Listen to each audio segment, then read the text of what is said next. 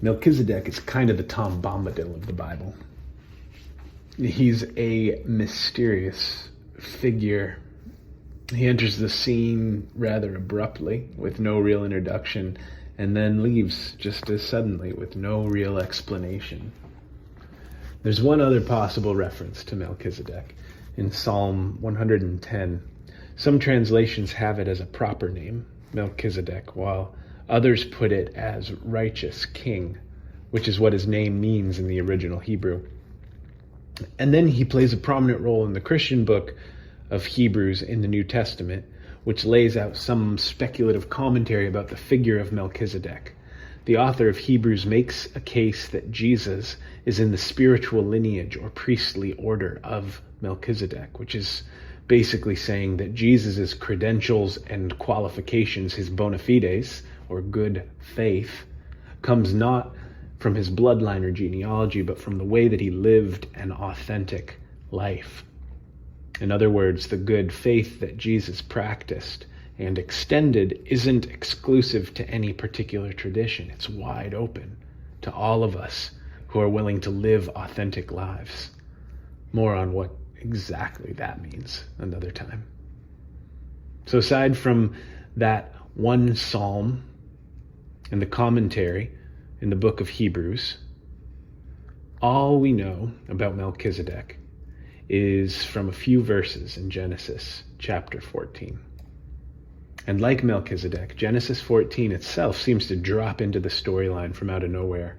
It disrupts the main storyline about Abram receiving a very personal summons from God to leave what was familiar and set out, establishing a new way of being faithful, a way of intimacy with God and of mutual blessing.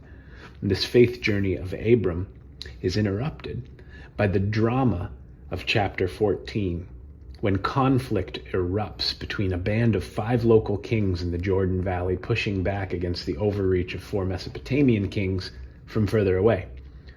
Local politics can get messy. Long story short, Abram's nephew gets captured as a prisoner of war in the process. Abram gets word. He trains up his working men to be warriors for the occasion. They give chase and save the day.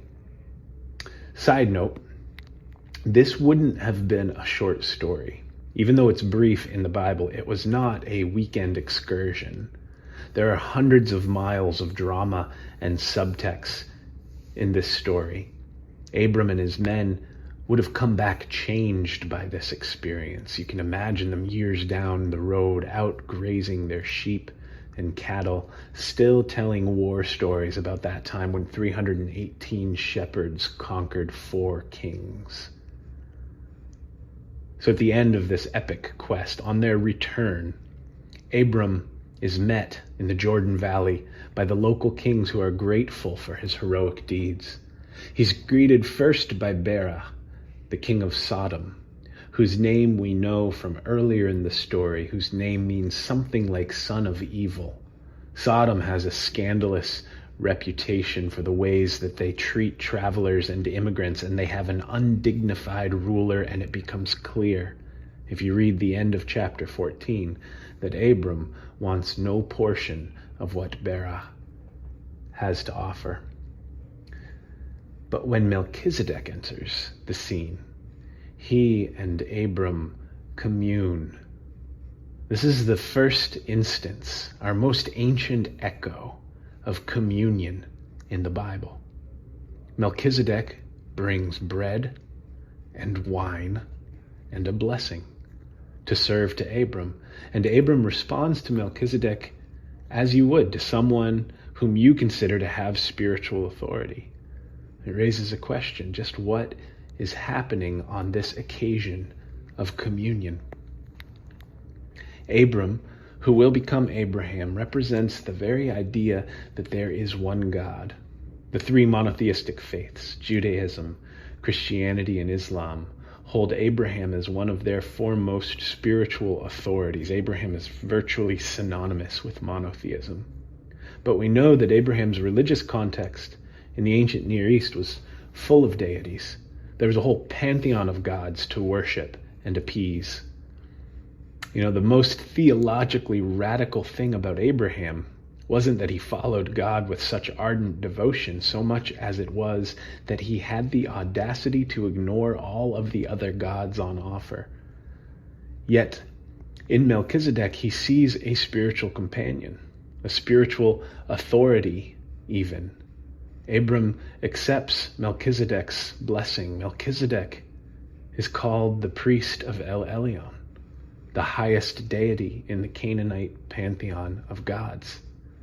Abram's God sometimes goes by Elohim in the book of Genesis, but in this story, Abram's God is called Yahweh. Melchizedek's God is the God Most High, the one who dwells at the top of the mountain, the God who reigns. Abram's God is the God who walks into camp and talks with you in the shade of an oak tree about your family's future. Their gods are different.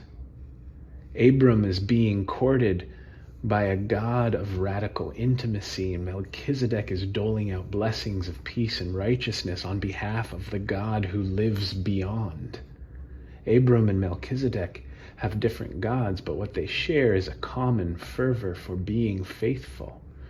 In the midst of the overarching storyline of faith, the presence of Melchizedek reminds us, on one level, that God was always already somehow at work before Abram had even really begun introducing the blessings of Yahweh to the world, before King David of the Psalms had begun singing his poems about God, before Jesus sat at a table in an upper room with his followers, before the early Christians wrote about their experience of Jesus as the Christ. Melchizedek was serving bread and wine on behalf of God Most High. God is always already at work in the world, before and beyond any particular movement of faith. God is profoundly present beyond any of our names or categories. For God, even the word God fails to convey the mystery that it strives to point at. There is an ungraspable universality to all of it. And yet, when Melchizedek and Abram commune, something happens. The universal and the particular throw out a blanket and partake in a picnic together. The fervor of being faithful transcends our differences of expression, and yet the way that we demonstrate our faithfulness gives expression to the genuine heart of our faith. That picnic between Melchizedek and Abram shows us that some deep, ungraspable, ineffable mystery woos us and compels us to a path of devotion, of faith that shows up in the basic elements of our day-to-day ways of living. Living faith is not about believing a particular idea or supporting a particular ideology. It's not about being able to dominantly prove your point. Living faith obliterates hierarchy and calls everyone to be priest of the Most High God, understanding that the Most High God is ungraspable until we see and meet and serve God in our neighbors. This is an all-around great idea for anyone inclined to heed it. Treat others with dignity, honoring the spark of the divine in their hearts. But for those who count themselves Christians, it's more than a great idea, it's the central mandate. The Christian theologian Dietrich Bonhoeffer said that Jesus Christ exists as the community that exists for each other. In other words, as you go about your everyday life, everyone you meet is the Christ, and you're called to priestly action in every one of those meetings. That's what we practice when we observe the ritual of communion. We're reaching back through the stories of what Jesus taught us, and we're reaching back through the stories that taught Jesus what to teach, and we arrive at this moment of encounter. After whatever battles we've been fighting for who knows how long, this invitation to pause and have a picnic with the mystery that pulses throughout the entire universe, to commune with that mystery in the only way that we can, by taking and receiving the simple gifts of life and then turning them into blessings that we serve to others.